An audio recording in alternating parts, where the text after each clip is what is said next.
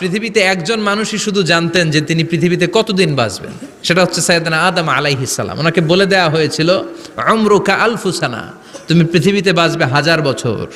কয় বছর? সাইয়েদনা আদমের সামনে অনেকগুলো রুহু রাখা হলো। সাইয়েদনা আদম বললেন, এরা কারা? আল্লাহ বললেন, এরা হচ্ছে নাসালুক, তোমার বংশধর, পৃথিবীতে তোমার পর এরা পৃথিবীতে আসবে।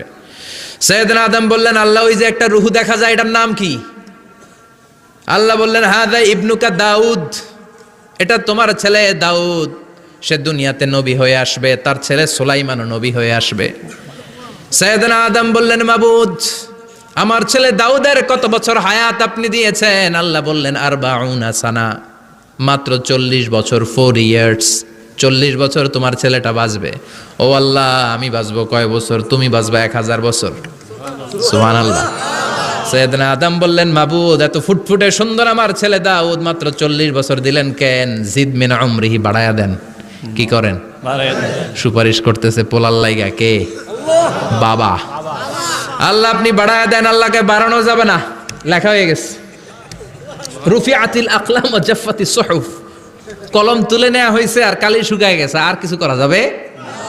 সাইয়েদনা আদম বললেন, মাবুদ, আমার 1000 বছর কেন দিলেন?